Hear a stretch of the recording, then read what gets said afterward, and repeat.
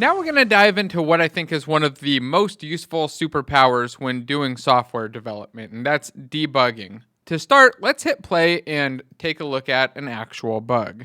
Well, actually, let's take a look at two bugs and go through the process of solving both of them. The first thing I notice is that when I hit play, if I look at my console log, I have a return to pool release. It's popping up an error automatically right away. And if I had the error pause option on, let's play again with that option turned on, it should stop my execution completely though. So it's going to stop me from continuing on and pause my game. Now, normally I don't have that option on, so I'm going to turn it back off, and then I'm going to hit play and let it continue through and see if we can figure out what's going on. So we'll unpause and go find the object that blew up. If I click on the log message, you'll see that it actually highlighted that explosion blew up there. Is it going to do it again? Nope, it's not going to do it the second time.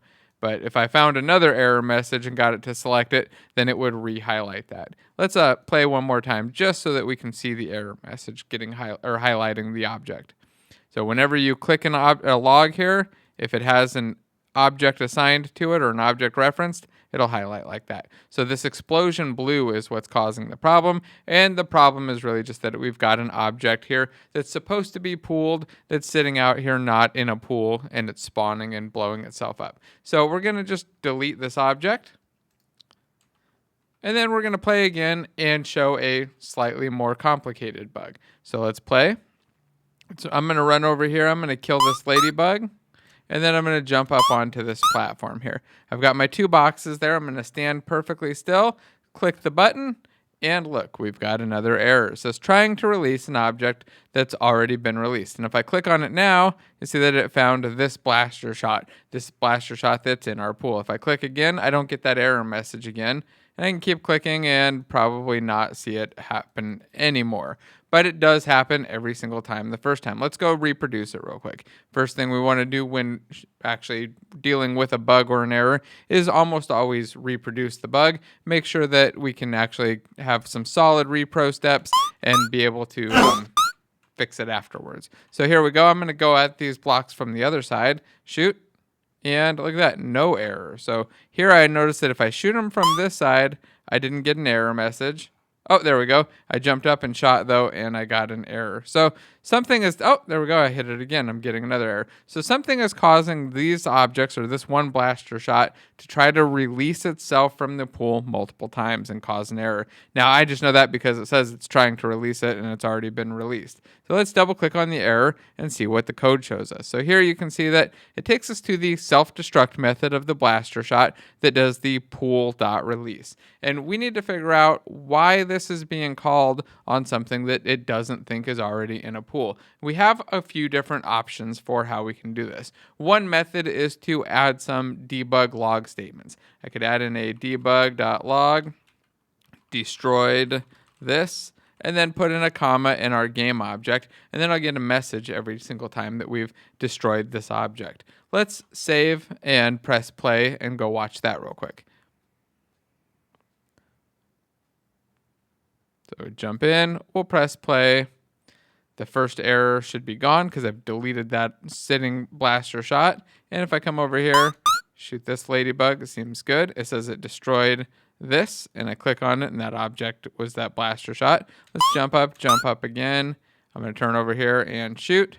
And here you can see it destroyed the object, and then right after that, it looks like it tried to blow this thing up. So here, if I look at it, I can see that it's in an on-collision inter that it destroyed the object, and then right after that, it's in an on-collision inter that it tried to destroy the object.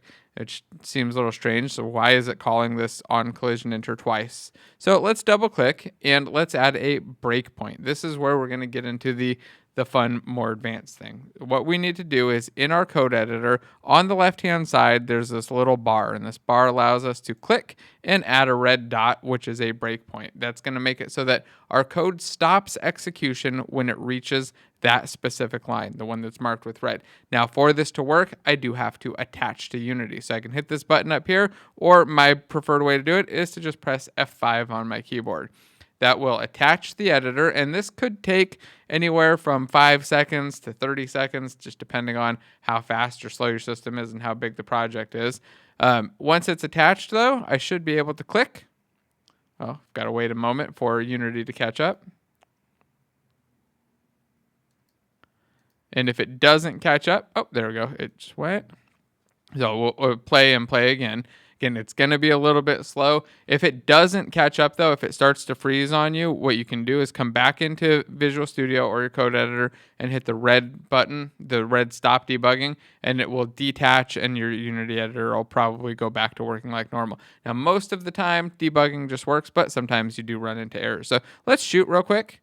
There we go. You saw that I shot at something, and now we're in this self-destruct method. The code has stopped execution right here on line 25, and it's about to release this object from the pool. If I put my mouse over the word this, you can see that it tells me that this is my blaster shot. It's the clone. It's my spawned instantiated version. I can hit the arrow and expand out and see all of the properties. Things like the rigid body, the pool that it's in, the lifetime, the direction, and I can keep going down and eventually start to get access to all of the other properties of the object. This isn't where I want to be, though. I want to be in the self-destruct, or in the on-collision enter method. So I'm going to find on-collision enter. Let's see if I can find it. It's not there. Or here, actually, let's add a breakpoint at the update for self-destruct, and we'll add it at the on-collision enter right here.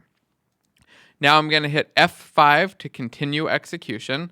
That's going to allow it to keep running, and now my game editor will work again. If I shoot again, I should get a shot now in on-collision enter, right at the point where I've added my breakpoint here on line 53, and it's about to call the self-destruct method. If I hit F5, it'll continue on, go into the self-destruct method, and release the object. Hit F5 again, it'll continue. So far, that's the behavior that I expect. It's going to stop at the specific points. So let's see what's going on with that block up above. Why am I getting the two shots? So first we're going to have to kill the ladybug. So I jump up and shoot the ladybug. You can see I get the on collision enter. And if I look at the damageable here, if I just put my mouse over the damageable, I can actually see that this is the ladybug object. I can also, by the way, on the bottom, expand out the locals section here.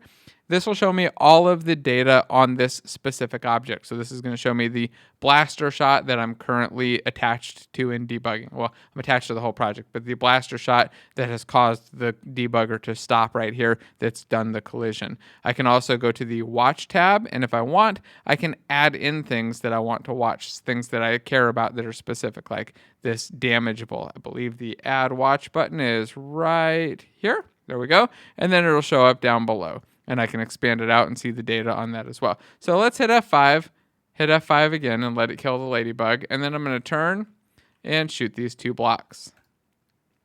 So I shoot the blocks, and here you can see on collision enter happened. I hit the damageable, which is brick 2. If I expand out my watch, I can see that I hit brick 2, and I'm calling into self-destruct, and it's going to release myself. I hit F5 and F5 again, and look at that. I'm back here again. But now if I put my mouse over the damageable or look at my watch window, you see that it's hitting brick 4. So what's happening here is I'm hitting brick 2 and brick 4, and in both times we're spawning a blaster explosion and calling self-destruct, which is trying to put it back into the pool and then giving us the error. Now, the solution for this is actually pretty simple. So let's go through that together as well. Let's add a check here right before we self-destruct to see if we've already self-destroyed ourselves. So if we've already exploded. We'll say if exploded, EXPLODED, is equal to false, then we'll spawn our blaster shot explosion, that particle effect, and self-destruct. I'm going to use an underscore exploded variable name, get rid of this extra space, and then generate that exploded variable with Alt-Enter and generate a field. Now, when we launch our projectile or our blaster shot, we'll just set exploded back to false. So say exploded equals false. And then when we've actually self-destructed, or right before we do the self-destruct, let's set exploded to true. So that way it'll only get fired off once. We'll only get one of the particle effect, and we'll only return ourselves back to that pool when we've actually self-destroyed ourselves. So let's jump back into Unity. And we'll press play. I'm going to jump up there, go blast those two blocks, and make sure that our error is gone. So come over here, jump up, shoot that little guy. There we go. And come over here. No more error. Everything is looking good. And now we've got an awesome new tool in our tool belt. The debugger is something that I use consistently, use it all the time when there are complex problems, especially looking at the data with the watch section. So make sure that you remember that you can inspect and go look at data for all of the different objects. Just expect that it's also occasionally going to crash. It's occasionally going to cause problems, but it's more than worth it. It's extremely important to understand, learn about, and use consistently. All right, let's stop playing, go into plastic, and commit our blaster shot. So blaster shot no longer errors if hitting two colliders, and we'll check it in.